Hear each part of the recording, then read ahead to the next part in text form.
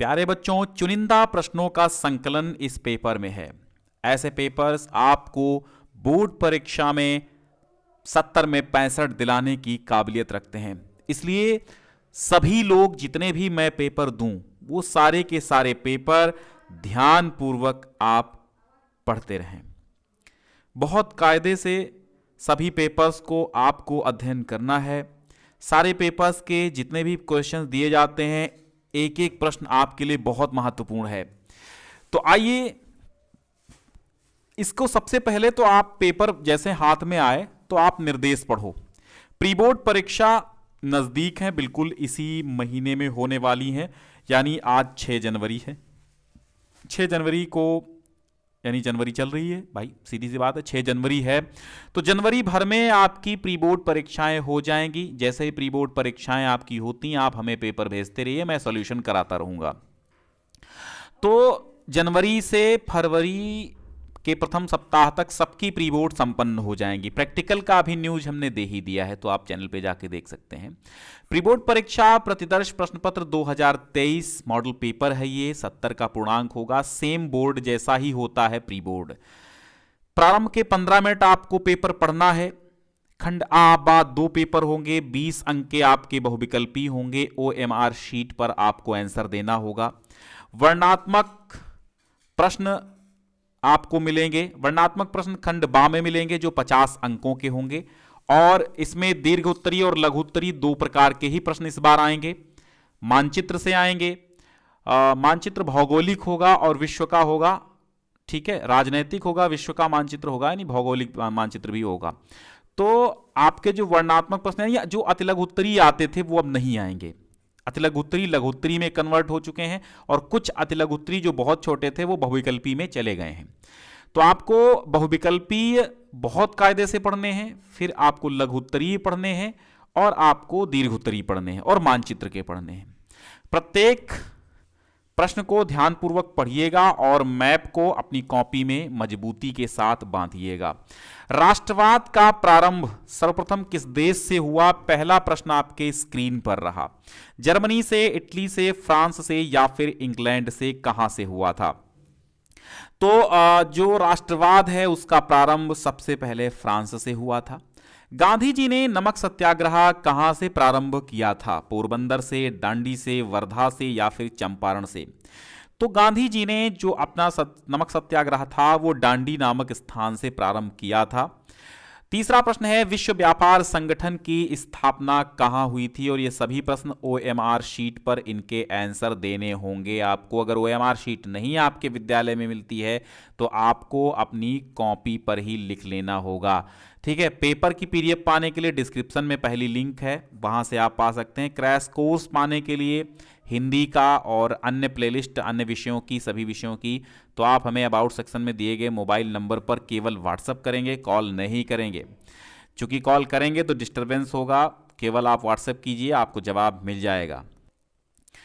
तो विश्व व्यापार संगठन की स्थापना कहां हुई थी? न्यूयॉर्क में, वाशिंगटन में, जिनेवा में, या फिर ऑस्ट्रिया में? तो ये इसका राइट आंसर है जिनेवा। भारत में पंचायती राज की स्थापना कब हुई थी? 1980 में, 1990 में, 1992 में, या फिर 2004 में? सही जवाब है आपका 1992, यानी 1992 में। फ्रांस की क्रांति कब हुई थी? बेहद महत्वपूर्ण प्रश्न है। 1788 में, 89 में, 90 में, या फिर 1787 ईस्वी में हुई थी? फ्रांस की क्रांति की बात की जा रही है, तो फ्रांस की क्रांति आपकी हुई थी 1789, यानी 1789 में हुई थी फ्रांस की क्रांति। निम्नलिखित में से कौन सा विकसित देश है? ब्राजील, भारत, फ्रांस और बांग्लादेश? कौन सा देश डेवलप देश है, विकसित देश है?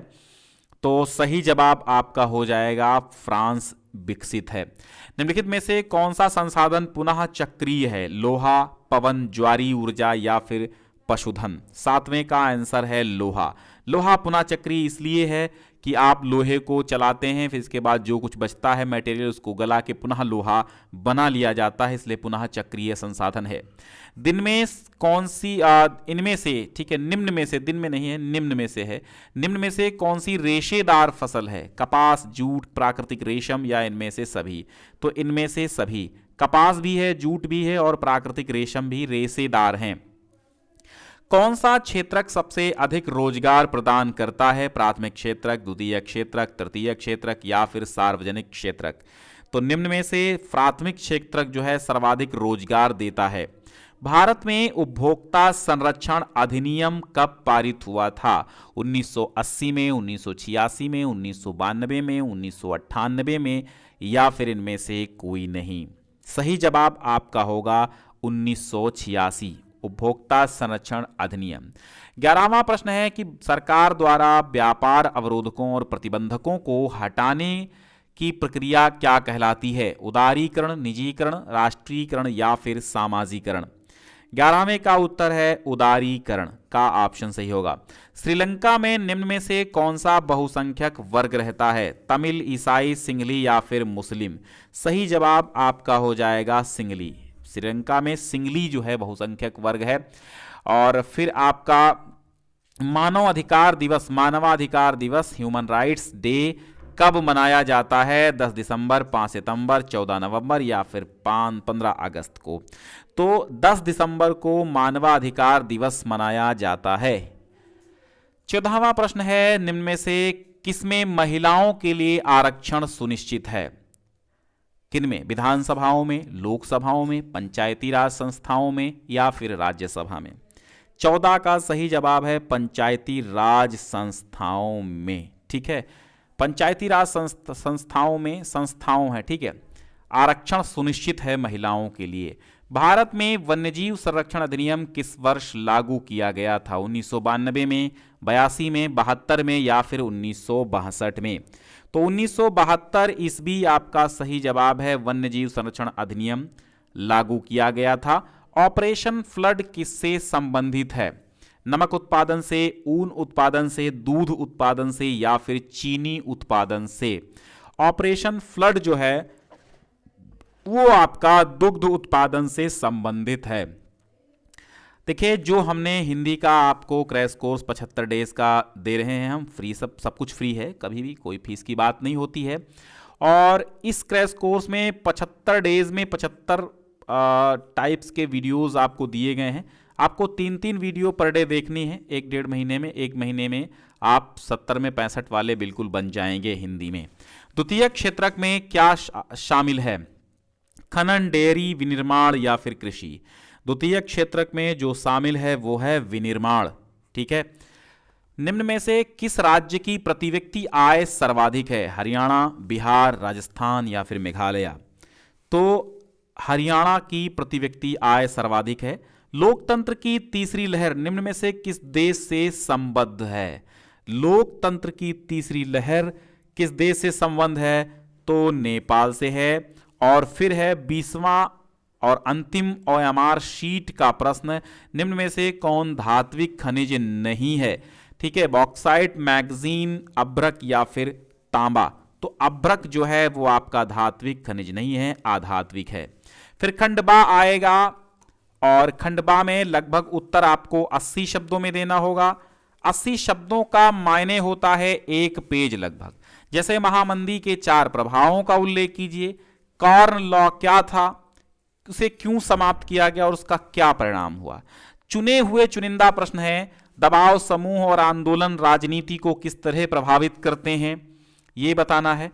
नागरिकों की गरिमा और आजादी, नागरिकों की गरिमा और आजादी को सुरक्षित रखने के लिए लोकतांत्रिक व्यवस्था अति महत्वपूर्ण है। इस कथन की समीक्षा कीजिए। नागरिकों की गरिमा वाली बात यह होगी, ये बहुत अच्छा प्रश्न है। बहुउद्देशीय परियोजनाओं से होने वाले लाभ और हानियां, उस दोनों की तुलना करना है। भारत में सड़क परिवहन, ये बहुत इंपॉर्टेंट चैप्टर है। भारत में सड़क परिवहन याद रखिएगा। भारत में उपभोक्ता का शोषण किस प्रकार होता है, समझाइए। वैश्वीकरण और उत्पादकताओं के बीच प्रतिस्पर्धा से उपभोक्ताओं को होने वाले लाभों का उल्लेख कीजिए।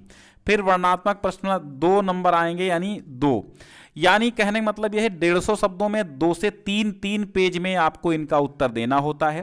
फ्रांस की क्रांति के कारणों की विवेचना, भारत में राष्ट्रीयता के विकास के कारणों पर प्रकाश डालिए, लोकतंत्र में सत्ता की साझेदारी के स्वरूपों का विश्लेषण कीजिए या फिर व्याख्या कीजिए। सामाजिक विभाजन राजनीति को किस प्रकार प्रभावित करता है, व्याख्या कीजिए। वनों के ह्रास यानी वनों के कटाव के कारणों का वर्णन करते हुए उसके संरक्षण के उपाय सुझाइए।